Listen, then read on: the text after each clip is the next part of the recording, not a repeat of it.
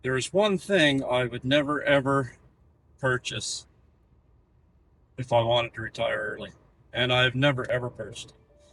Stay tuned to this video to find out what exactly that is and why it is that I think that.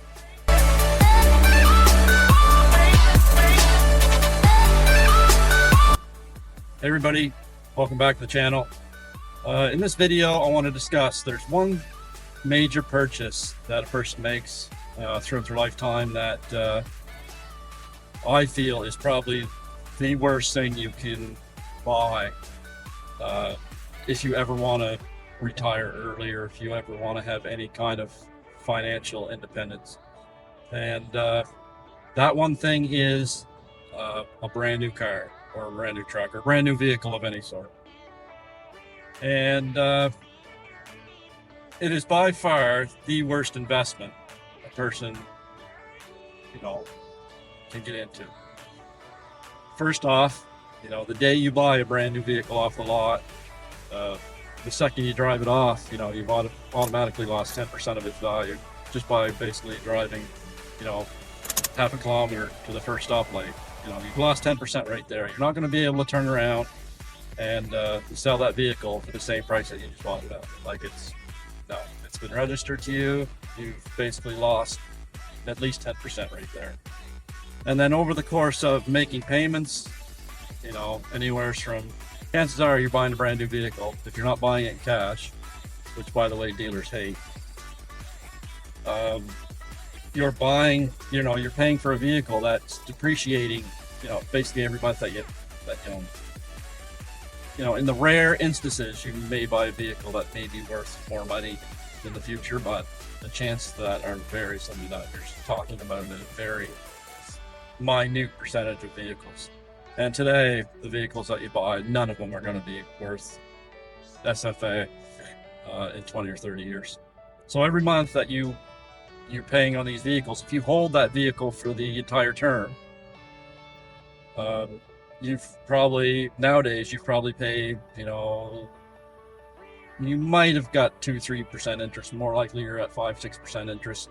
So you've paid over and above what you paid for the vehicle plus the tax. You've probably paid another $5, $6, $7, $10,000 on top of that to own that vehicle. Now, in order for you to basically make the vehicle worth anything, you've got to drive it for the next 10-15 years. And chances are you're probably not going to do that. So that's my reason for not buying a brand new vehicle. I'm 50 years old. I have never ever owned a brand new vehicle off the lot. I have always bought either lease returns or trade-ins or or private sales or whatever. And a lot of the time, if you have any sense of how vehicles work, and I have a friend, I have a mechanic friend, whatever, you can usually find a decent vehicle for a heavily discounted price from what you pay, buying a brand new vehicle from a dealer. So obviously there's that side. The other end of that is, like I said, I tend to buy older vehicles, whether they're 2-year lease returns or trade-ins or whatever. And instead of having, $600, $700, $800 vehicle payments, I'm able to take shorter terms for less money.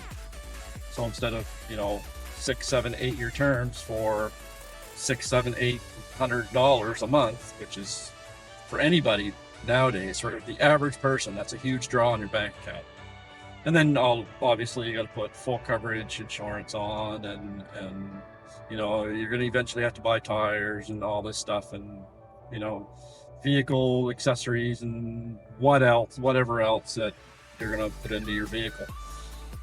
But buying used, I'm able to take 3 and 4-year turns at most and pay anywhere from $300 to $400 a month, which is still a draw on my bank account, but it's very manageable.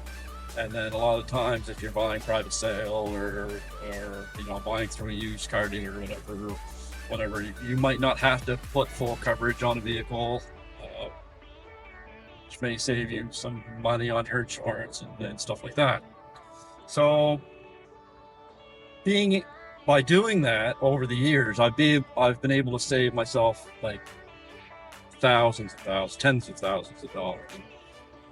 So I've taken that money that I've saved, and obviously I've been able to accumulate and put it into a investment account. I don't make a huge amount of money a year. In the last 20 years, I've had, years I've 65, 70,000, and I've had years that have been over 100,000. So I average 75 to 80,000 over the last 20 years as far as a yearly wage. And obviously I have a house, I have 2 kids, I go on vacations every year, and I am not hurting for money. I have a very healthy investment account. I have RSPs, tax-free savings accounts, margin accounts, everything you need on the investment side to be able to build a reliable passive income through, investing. So that's kind of my rant, you may call it, for today. But the one thing I tell my kids, I tell anybody that I work with, the worst investment you can do is buying a brand new vehicle. And the only other thing I want to say about this is the second worst thing you can do is buying too much vehicle. I know people that single people maybe have a wife or a girlfriend, and they don't necessarily have a business, they don't have a farm, they're not necessarily living in the country, but they're driving these big 4-wheel drive half tons and like these giant SUVs that are basically getting 15, 16, 17 miles a gallon. So not only are they paying a huge monthly payment for these overpriced vehicles, but they're also paying that much extra for fuel. And everybody knows nowadays, like, fuel is not cheap. I drive small compact cars, and my average fuel economy on my last 3 vehicles probably is about 35 miles per gallon. And I do have a bit of a commute to work every day. It's 100 kilometers round trip, and I work 4 days a week. So I put on a fair amount of kilometers a year. And if I was driving a half-ton truck or a big SUV, my gas bill would be at least double what it is now, 70, 80% more than what I'm paying now.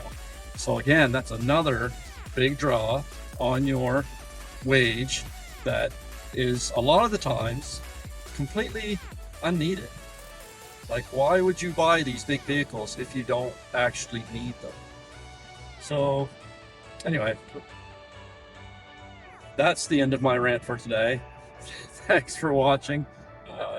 If you're getting value out of these videos, please like and subscribe, and we'll see you in the next one. So bye for now.